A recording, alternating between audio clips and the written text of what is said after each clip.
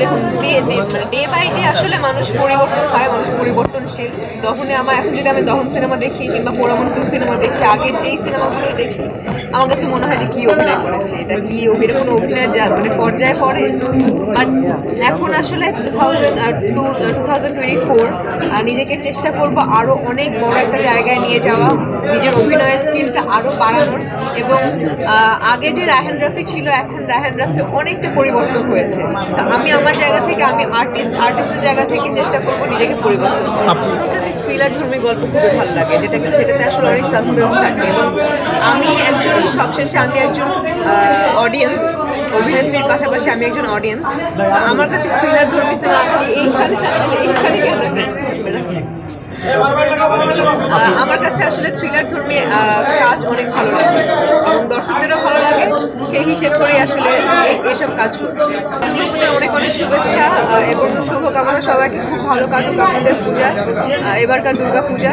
আমার জন্য সবাই আশীর্বাদ, দোয়া যেটাই বলি না কেন করবেন, যাতে আমি আমার ভালো কাজ দিয়ে আসলে বের হয়ে আসতে না। এবার আমি কোনো কিছু কেনাকাটাও করিনি, কোনো প্রিপারেশনও নিইনি, আমি খালি শুটিংয়ের প্রিপারেশনটা নিয়েছি।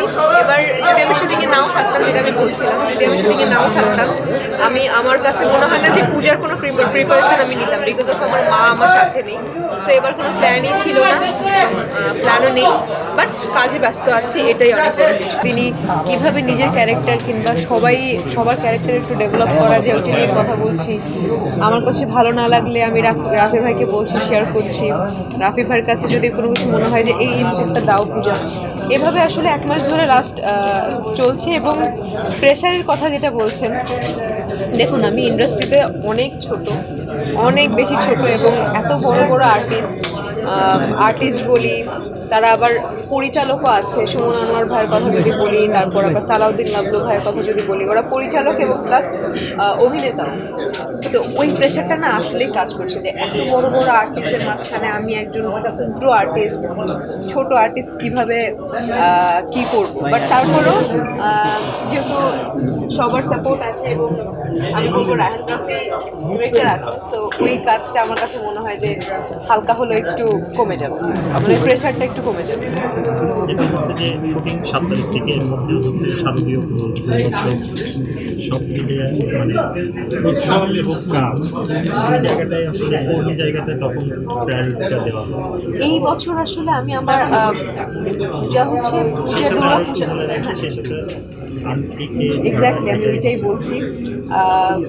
পূজা হচ্ছে মানে দুর্গাপূজা হচ্ছে আমাদের হিন্দু ধর্মাবলম্বী যারা আছে তাদের জন্য অনেক বড় একটা পূজা উৎসব যেটাকে বলি।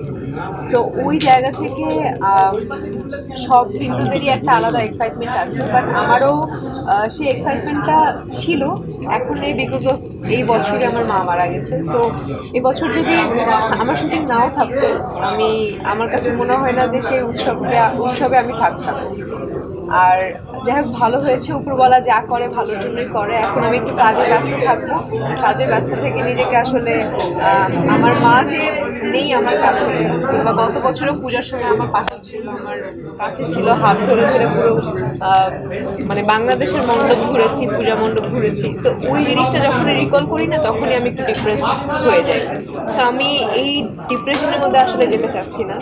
আমার মা বাবার দুজনেরই দোয়া আছে, সারা জীবনই থাকবে এবং আমি কাজের মধ্যে দিয়েই নিজেকে ব্যস্ত রাখবো। আপু একটা কোশ্চেন, দহন সিনেমার পরে দীর্ঘ একটি বিরতি রায়হান রাফির সাথে এবং আবারও সিনেমা, এবার দহনের থেকে কতটুকু বেশি পারফরমেন্স দিতে পারবেন বা চেষ্টা করবেন? মানে দহনের থেকে কতটুকু ডেভেলপ করতে পারবেন আপনার দিক থেকে?